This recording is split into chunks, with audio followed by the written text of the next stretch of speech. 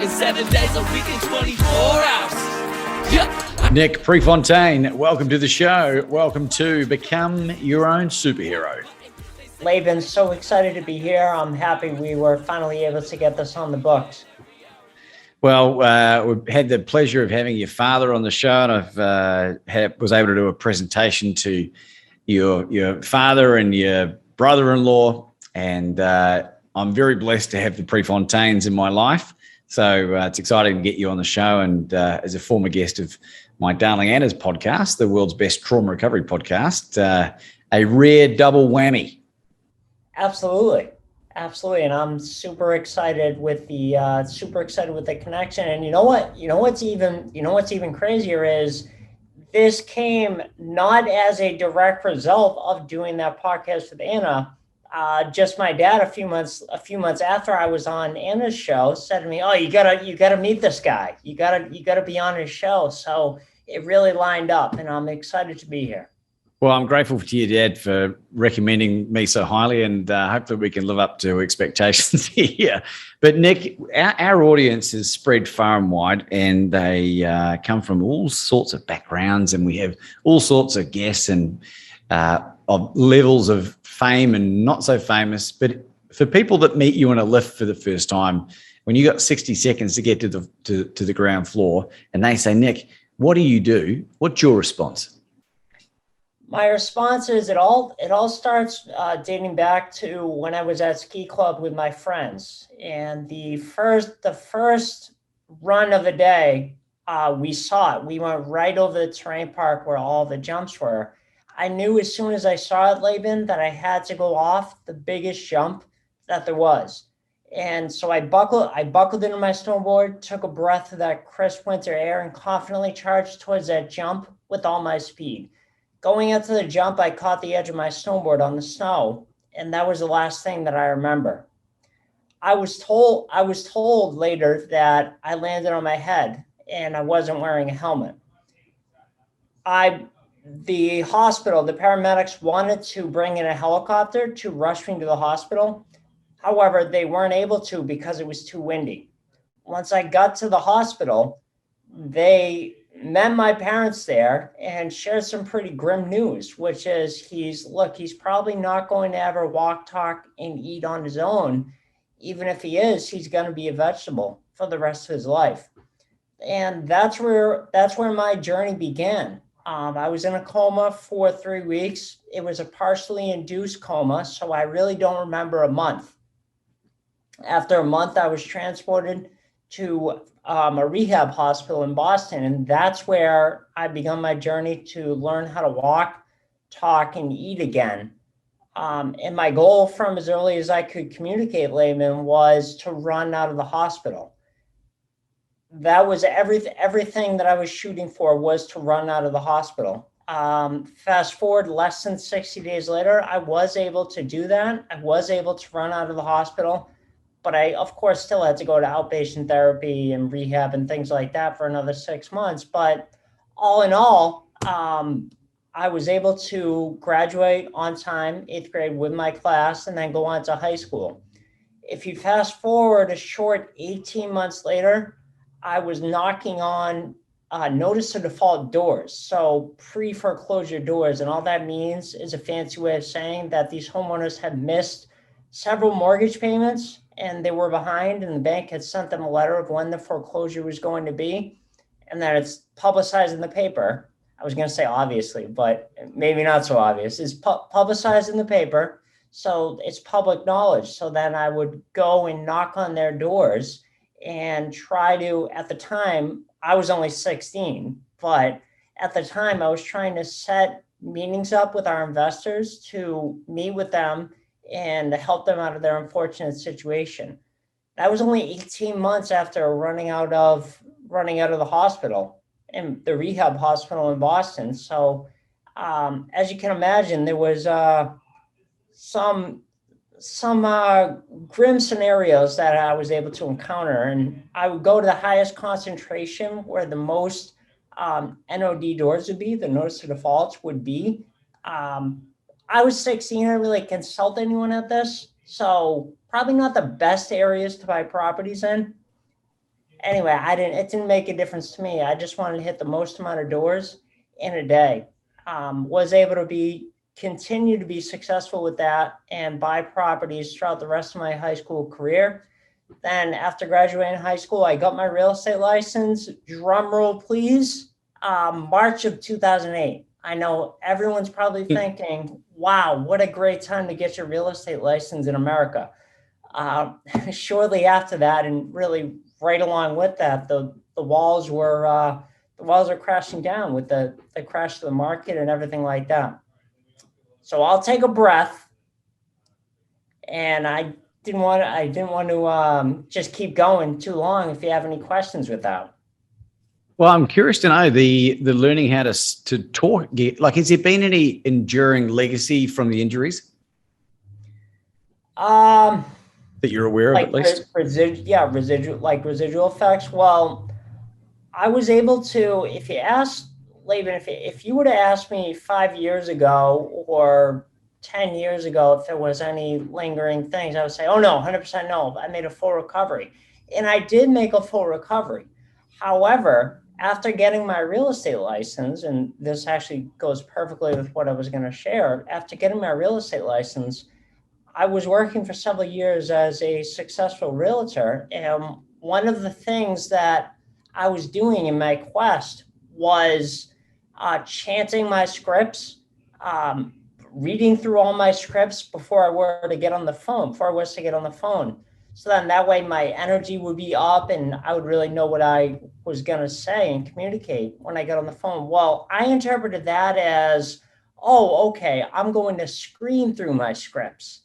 And not only will this get my energy up, but it will really reinforce the scripts in my bones. Well, after 6 months of doing that, I caused a lot of damage to my voice, to my vocal folds, because if you can picture it this way, and this hasn't been confirmed, but I think this is exactly what it was. The voice specialist explained it to me. This is a healthy vocal fold. It's like both sides. When you talk, when you yell or scream or anything, they go together and then they come back and then you're able to have a normal conversation again. With me, that screaming I was doing, they would tense up like this, and then when I would relax, one would get stuck because of my accident. And that is what's termed as a voice issue, a spasmodic dysphonia in my voice, like a muscle tension dysphonia. So I actually had to work with a specialist in Boston for 8 years. I was getting treatments and working with his specialist and voice therapist there to not only break down the layers of muscle that I had built up and compensated for from 6 months of doing that yelling, but also retrain my voice how to speak correctly for the second time, because I had to learn how to talk after my accident. So I had to do it again from 2013 to the last treatment I had was in February of 2020, right before the world shut down.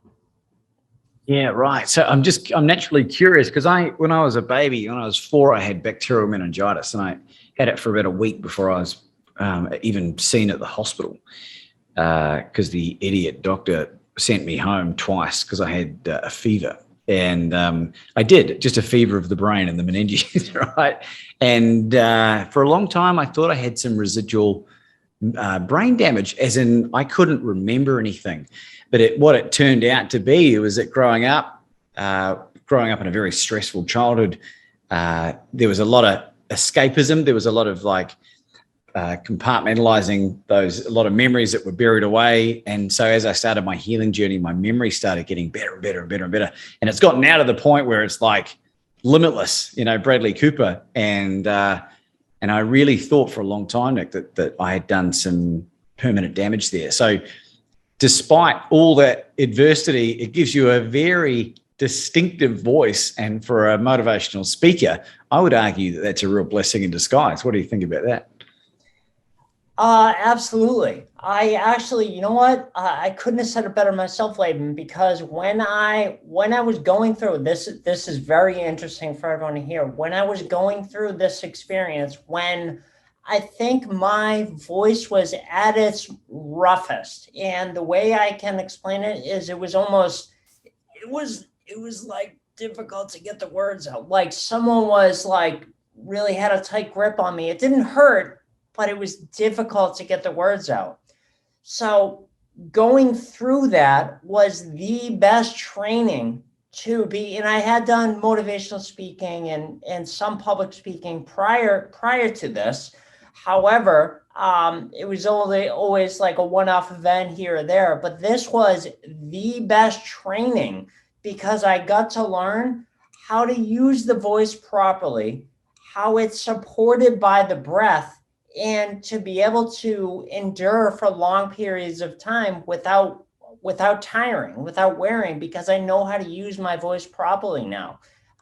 It was a blessing in disguise going through it. There were some tough moments, as with anything, and I'm sure you can imagine that. You have to keep going, and that's one of the things, our common goal that we teach is you have to continue to take your next step. Once you get going and once you've taken your first step, whatever that is going to be. Yeah, it's an area of interest to me because I was fortunate enough to have a guy called Vin Giang, who was like my third or fourth ever podcast. And he's a Vietnamese originating Australian guy who was one of the best platform professionals in North America. And he was touring with people like Gary Vaynerchuk and that kind of thing. And he spent a long time mastering the art form of using his voice as an instrument. We understand the power of language and words, but learning how to use our voice in a way that tells a story and that resonates and triggers the dopamine and serotonin and oxytocin response from, the tingles that you get down your spine when you hear a really powerful story. It's a really interesting thing to think about from my perspective, because you not only have you had to relearn how to talk again, like you're going to have to, or you have to relearn how to use that voice as an instrument. And I'm curious to know, have you ever done any singing training to help with the voice side of things? I don't think you or anyone else within listening distance would appreciate that. Let me just put it that way. Well, I think I'm not going to ask you to sing, but in terms of like there was a guy called Roger Love who's a celebrity vocal coach for people like Gwen Stefani, and I think Tony Robbins has worked with him before as well.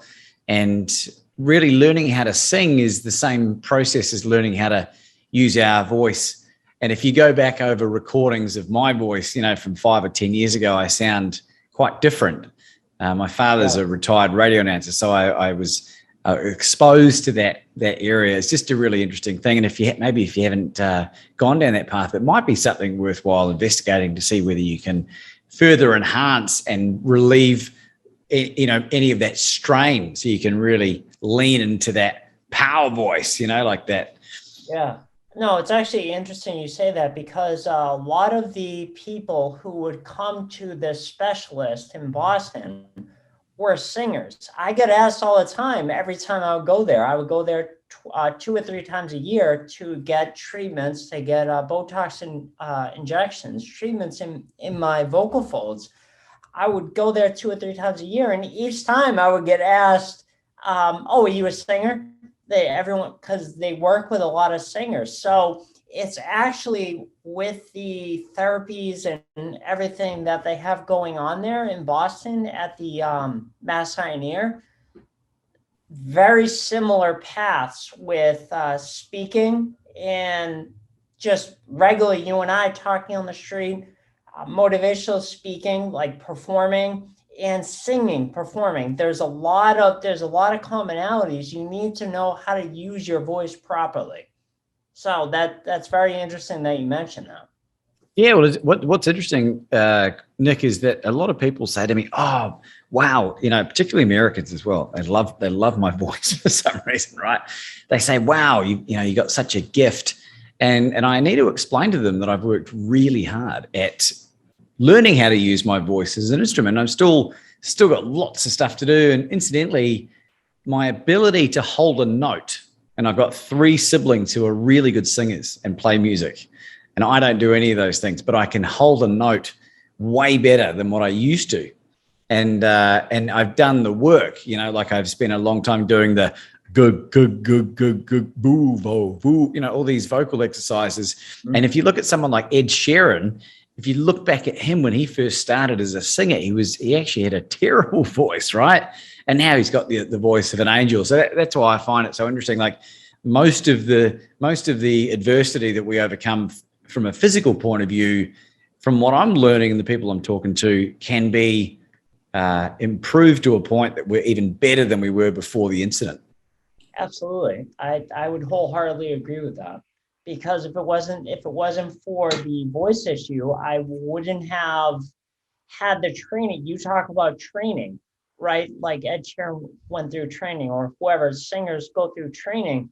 The specialist and their therapist would give me exercises that I would have to do 2 to 3 times a day, and I would do them religiously.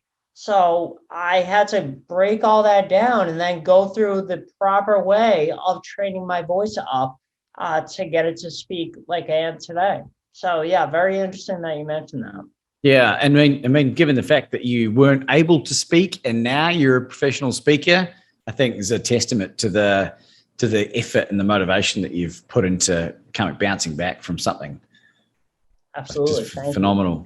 I appreciate that. So Nick, what's important in your life these days? Really, what's important in my life is doing the work that we're doing now with Common Goal, which is we're working with people that are going through trauma, crisis, or a life challenge, or they just feel stuck. And the main crux of that, Laban, is we're supporting them and helping them with our S.T.E.P system. And S.T.E.P is an acronym that we created to help people to get through to the other side of their trauma, setback, or life challenge, and make it through to the other side where they can then achieve their limitless potential. So as I said, S.T.E.P is an acronym. The first letter S is support. And you need to make sure that you have your support lined up right at the start. This can be family, friends, relatives. And by doing this right at the start, it's actually going to save you hours and hours of actual time, worry, and frustration in the future. T is trust. So you have to trust that once you take your first step, the next step is always going to be available to you. And this also goes back to trusting yourself. You have to trust yourself that you have this desire, this calling inside of you to follow like a goal. For example, a goal to run out of the hospital. When I first got in my accident, my parents had made the goal for me to make a full recovery. From as early on as I can remember, my goal was to run out of the hospital. Therefore, our common goal was for me to run out of the hospital. That wouldn't have been possible, Laban, if I didn't trust myself and I didn't listen to that deep calling inside of me. E is energy. You have to make sure that you have your energy. And then this comes back to, if you don't have your energy, how are you going to be able to work with and affect individuals to the highest degree possible that are going through a trauma? So this is health, diet, and exercise, that kind of thing. P is persistence. So persistence, once you take your first step, keep getting up every day and taking your next step, no matter how small. So that's really the crux of what I'm excited about and what we at Common Goal are helping people to move on with a life challenge, crisis, or trauma. And that's what I'm really excited about. Awesome, Nick. And how do people find this organization? They can go to our website, nickprefontaine.com, And if they do /STEP, they can sign up to receive our free PDF, the ebook called S.T.E.P, which is going to work them through. I just gave you a high level, like 10,000 foot view, Cliff Notes version of what the S.T.E.P system is, but it'll give you it'll give anyone the full S.T.E.P system once they enter in their info, and it'll help them get started today. So all the links for Nick's website will be in the show notes. If it's on YouTube, it'll be in the section below. So don't worry about that. And Nick, what about the relationship with this real estate family of yours? Are you still involved in this in any capacity, or are you a lone wolf? Oh, absolutely. Absolutely. I'm still running our business with both my dad and my brother-in-law, Zach, and our family team. We buy and sell properties here locally. And then also I'm supporting, there's that word again, supporting and helping our associates that we have all over the country once they do get their properties, and to help them get them sold and to find good rent-to-own buyers. So I'm still very much involved in that, Laban. Yeah. And I asked your father, and I'll hopefully release these podcasts one after another, so you can go and listen to your dad's one as well. I asked him what his thoughts on the impending property market are going to be doing, which is a question I'm sure you guys get asked every single day.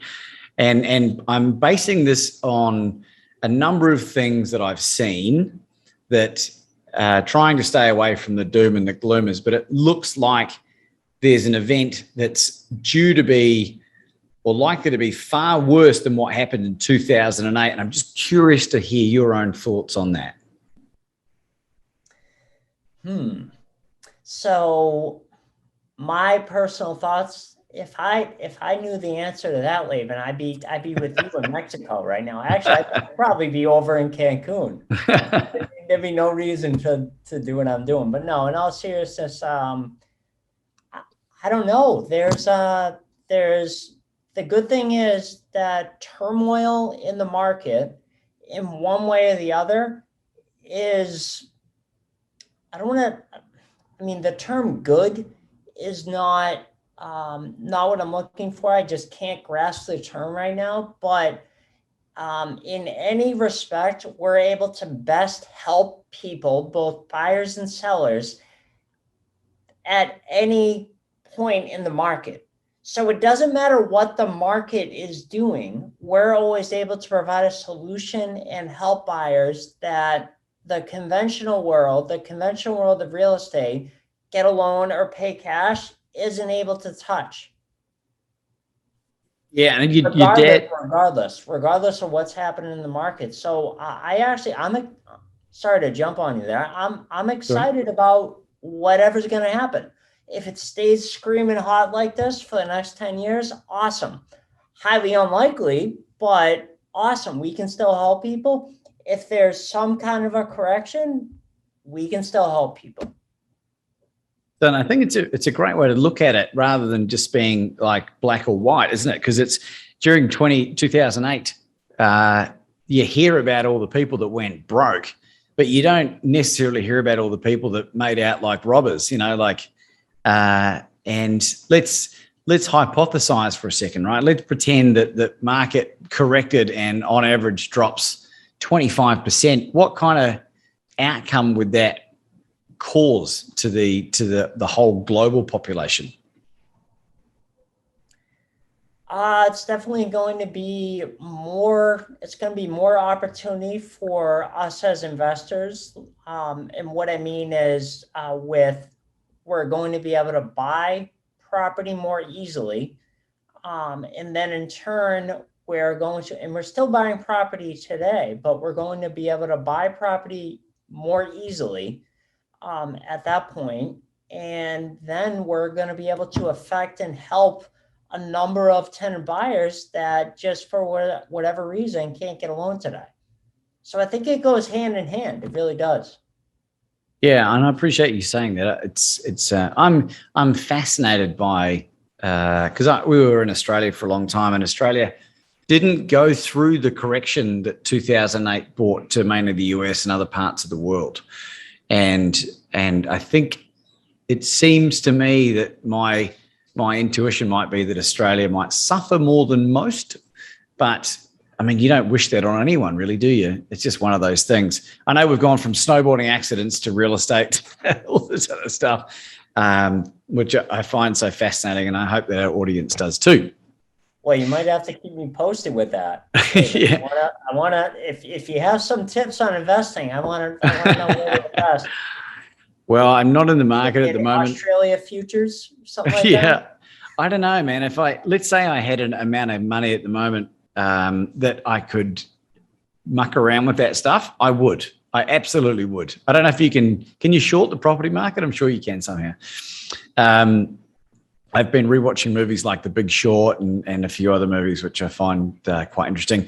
And what I find really interesting is I watched a movie, rewatched a movie last night called Demolition Man with Sylvester Stallone and Wesley Snipes. It came out probably after you or before you were born, 1998.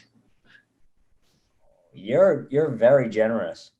How old are you, Nick? Generous in your appraisal of when I was born, but continue. I'm not going to correct you.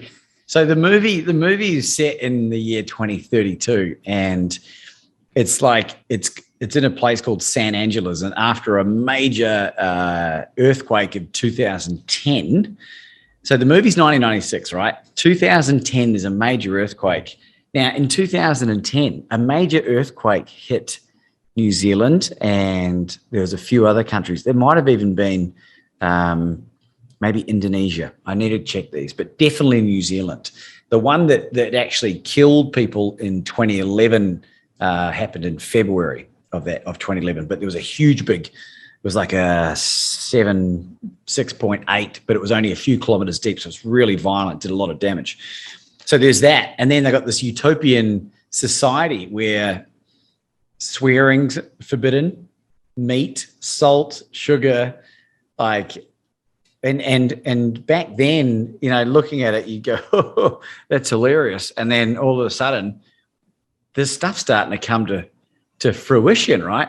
And you just wonder, how much insight do the people that put these together have? Are there some people that have experienced time travel or have some kind of spiritual connection to the future that are able to predict this, and they just tease us?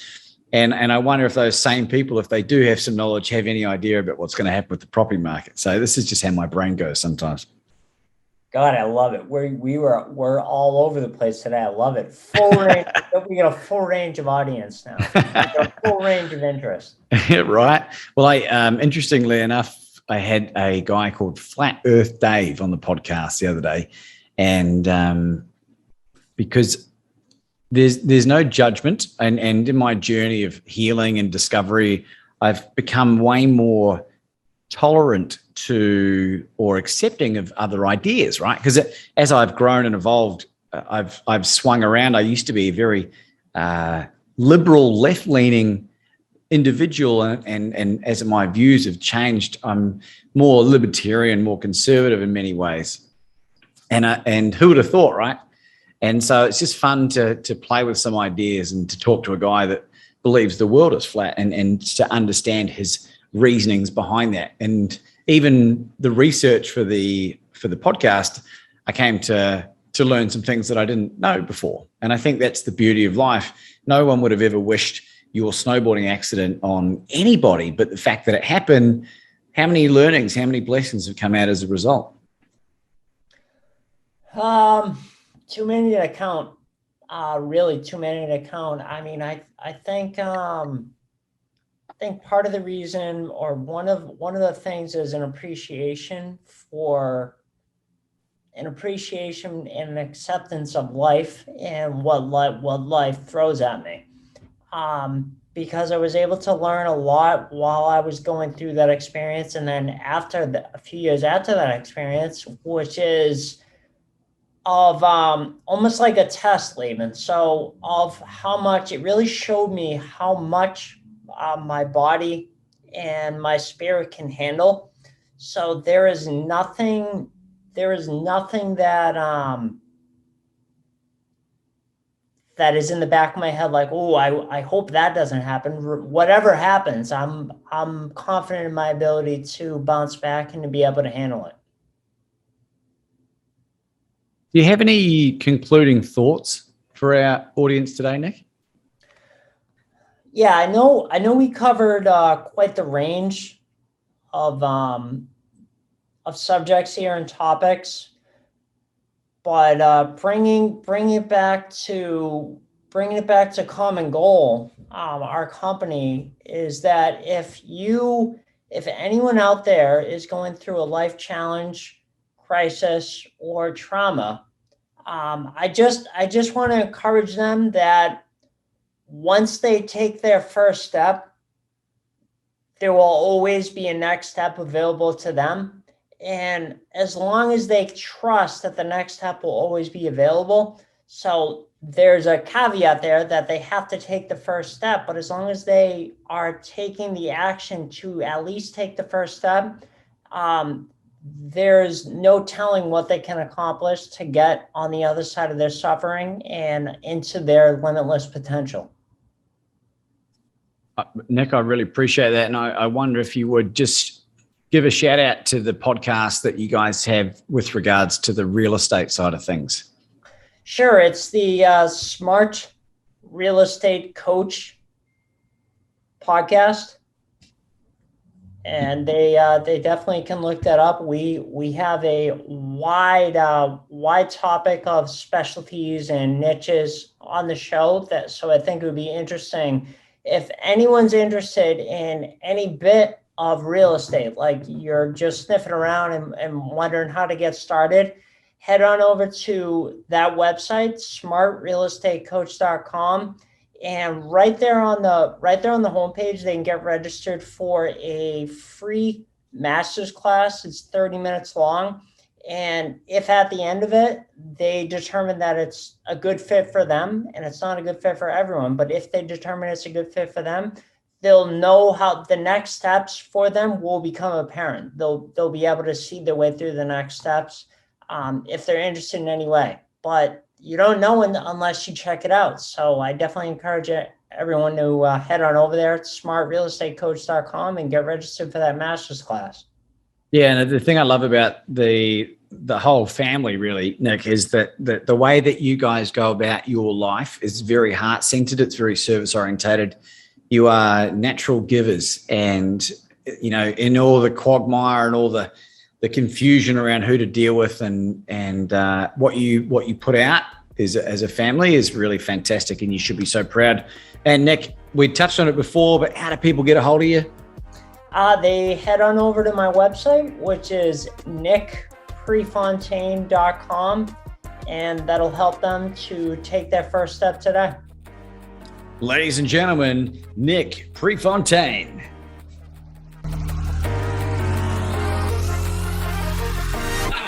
I got superpowers, working 7 days a week and 24 hours. Yep, I got the business saying this boy sure is up to something. Why don't you come and listen? Just don't hit the power button. They say I'm crazy when I say I got the superpowers.